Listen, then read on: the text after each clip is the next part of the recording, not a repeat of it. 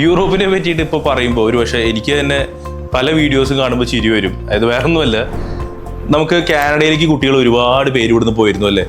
എത്ര പേരെന്ന് പറഞ്ഞാൽ ലക്ഷക്കണക്കിന് കുട്ടികൾ ഇവിടുന്ന് പോയിരുന്നു. കേരളത്തിൽ നിന്ന് തന്നെ പോയിട്ടുണ്ടായിരിക്കണം കുറേ ലക്ഷങ്ങൾ. പക്ഷെ എന്ത് സംഭവിച്ചു? അവർക്കെല്ലാം ഒരുപാട് പ്രശ്നങ്ങൾ അനുഭവിക്കേണ്ടി വന്നു അല്ലേ.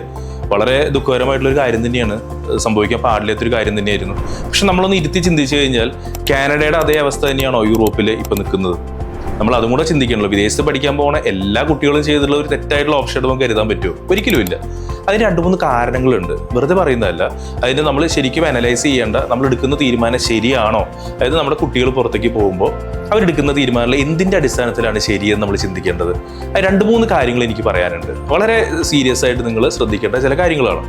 കാനഡയിൽ പഠിക്കാനായിട്ട് പോയിരുന്ന കുട്ടികൾ ചെലവ് ചെയ്തിരുന്ന എത്ര രൂപയാണ്? നമുക്കറിയാം, 20 മുതൽ 30 ലക്ഷം രൂപ വരെ കുട്ടികൾ ചെലവ് ചെയ്തിട്ടുണ്ട്. അറൗണ്ട് 15 to 20 ലക്ഷം രൂപ വരെയാണ് ട്യൂഷൻ ഫീ വന്നിരുന്നെങ്കിൽ ഒരു 10 ലക്ഷത്തിനടുത്ത് വരെ അവർക്ക് വിസ ഫണ്ട്സും വന്നിരുന്നു അല്ലേ.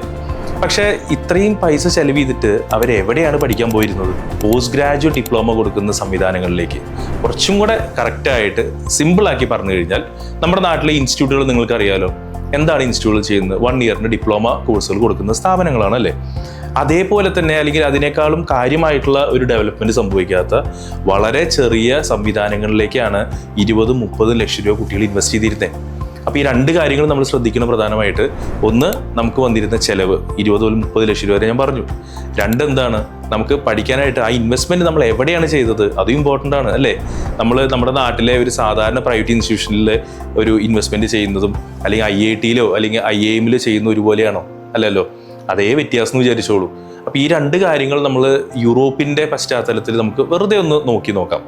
യൂറോപ്പിൽ ചെലവ് വരുന്നത് ഏകദേശം ഒരു 1 ലക്ഷമോ അല്ലെങ്കിൽ 1.25 ലക്ഷമൊക്കെയാണ് പെർ ഇയർ. പോട്ടെ, ചില രാജ്യങ്ങൾ ഏകദേശം ഒരു 4 ലക്ഷം രൂപ പെർ ഇയർ വരുത്തും വിചാരിച്ചോളൂ. എന്നാൽ പോലും ഒന്ന് കൂട്ടി നോക്കൂ. ഒരു മാസ്റ്റേഴ്സ് പഠിക്കുന്ന കുട്ടിക്ക് പരമാവധി ചെലവ് എത്രയാണ്? വെറും 7 മുതൽ 8 ലക്ഷം രൂപ വരെ.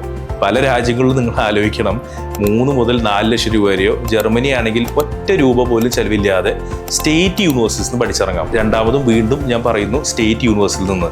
അത് എന്തുകൊണ്ട് എടുത്ത് പറയാൻ കാരണം എന്ന് വെച്ചാൽ, നേരത്തെ പറഞ്ഞത് തന്നെ, കാനഡയിൽ പഠിക്കാൻ പോകുമ്പോൾ കുട്ടികൾ എവിടെ ഇൻവെസ്റ്റ് ചെയ്തത്? PGDBM പ്രോഗ്രാംസ് കൊടുക്കുന്ന പ്രൈവറ്റ് സ്ഥാപനങ്ങളാണ് അല്ലേ. ആ ഇൻവെസ്റ്റ്മെന്റ് നമുക്ക് ഒരുപാട് പ്രശ്നങ്ങൾ വരുത്തി വെച്ചില്ലേ. അപ്പോൾ ഇനി നമുക്ക് അത്രയും ഇൻവെസ്റ്റ്മെന്റ് വേണ്ട. അതുകൊണ്ടാണ് പ്രത്യേകം പറയണേ, ഗ്ലോബൽ റാങ്കുള്ള സ്റ്റേറ്റ് യൂണിവേഴ്സിറ്റീസ് ഉണ്ട് യൂറോപ്പിൽ. അവിടെ പഠിക്കാൻ വരുന്ന ചെലവും അതിൻ്റെ ഒരു ഗ്ലോബൽ റാങ്കിങ് ആണ് നമ്മൾ നോക്കുന്നത്. ഇനി ഏറ്റവും ഇമ്പോർട്ടൻറ്റ്, ഇതൊക്കെ മാറ്റി നിർത്തിക്കോട്ടെ, ഇത് രണ്ടും നമ്മുടെ കോസ്റ്റ് വന്നു അല്ലെങ്കിൽ എവിടെ പഠിക്കാൻ പോയി എന്നൊക്കെ നമുക്ക് മാറ്റി നിർത്താം. ഇന്നത്തെ കോണ്ടെക്സ്റ്റിൽ കഴിഞ്ഞ ജാനുവരി 26, 2026 വലിയൊരു ചരിത്രപരമായിട്ടുള്ള ഒരു ഡീല് നടന്നു. ഇന്ത്യയും അതുപോലെ തന്നെ ഏകദേശം 27ഓളം യൂറോപ്യൻ രാജ്യങ്ങൾ തമ്മിൽ ഒരു സൈൻ ചെയ്തിട്ടുള്ള കാര്യം നിങ്ങൾ അറിഞ്ഞിരുന്നോ? ആ ഡീല് പറയുന്നത് വേറൊന്നുമല്ല, ഇന്ത്യയിൽ നിന്ന് ഈ 27 യൂറോപ്യൻ രാജ്യങ്ങളിലേക്ക് കയറ്റി അയക്കുന്ന വസ്തുക്കളും അവിടെ നിന്ന്, അത് 27 രാജ്യങ്ങളിൽ നിന്ന് ഇന്ത്യയിലേക്ക് വരുന്ന വസ്തുക്കളുടെയും 50 മുതൽ 70% വരെയുള്ള ഗുഡ്സിന് 0% ആണ് ഡ്യൂട്ടി. എന്താണ് ഇതിൻ്റെ അർത്ഥം അല്ലേ? ഇത് വലിയ വലിയ കാര്യങ്ങൾ പറയുന്നു, പക്ഷേ ഇതിനെ നമുക്ക് കുറച്ചുകൂടെ സിമ്പിളാക്കി ആലോചിക്കണ്ടേ? സിമ്പിളാക്കി ആലോചിച്ചാൽ മറ്റൊന്നുമല്ല, ഈ രാജ്യങ്ങളൊക്കെ തമ്മിലുള്ള ബിസിനസ് റിലേഷൻസ് ഒരുപാട് കൂടാൻ പോവുകയാണെന്നർത്ഥം. ബിസിനസ് കൂടിക്കഴിഞ്ഞാൽ എന്ത് സംഭവിക്കും? നമുക്കറിയാം, സ്വാഭാവികമായിട്ട് ഒരു രാജ്യത്ത് ബിസിനസ് വന്നു കഴിഞ്ഞാൽ, ഇൻഡസ്ട്രികൾ വന്നു കഴിഞ്ഞാൽ കൂടുതൽ ആൾക്കാർ ജോലിക്ക് വേണ്ടി വരും അല്ലേ. അപ്പോൾ ആ രാജ്യങ്ങൾ നമുക്കറിയാം, ഓൾറെഡി യൂറോപ്പിൽ വളരെ പരിതാപകരമാണ് അവസ്ഥ. ഏജിങ് പോപ്പുലേഷനാണ്, ആൾക്കാരെ കിട്ടാനില്ല, ഒക്കെ നമുക്ക് നേരത്തെ നമ്മൾ സംസാരിച്ചിട്ടുള്ള വിഷയങ്ങളാണ്. അപ്പോൾ എന്ത് സംഭവിക്കും? ഇന്ത്യയിൽ നിന്നുള്ള റിക്രൂട്ട്മെന്റ് കൂടും. അത് വെറുതെ വർക്ക് വിസയ്ക്ക് കൊണ്ടുപോകല്ല, അവിടെ പഠിച്ചിട്ടുള്ള ഇന്ത്യൻ സ്റ്റുഡൻസിന് കൂടുതൽ വർക്ക് സാധ്യതകൾ കൂടുമെന്നർത്ഥം. അപ്പോൾ പഠിക്കാനായിട്ട് അവർക്ക് പോകണമെങ്കിൽ എന്ത് സംഭവിക്കണം? നിങ്ങളൊന്ന് ആലോചിച്ച് നോക്കൂ.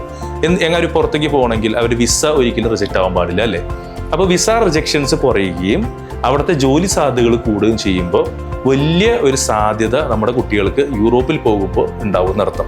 അതൊരു 2 വർഷമൊക്കെ കഴിയുമ്പോഴേക്കും ഈ പറഞ്ഞ ഡീല് കംപ്ലീറ്റ് ആയിട്ട് പ്രാബല്യത്തിൽ വരുമ്പോഴേക്കും നല്ല എക്കണോമികളായിട്ട് മാറിയിട്ടുണ്ടായിരിക്കും പല യൂറോപ്യൻ രാജ്യങ്ങളും.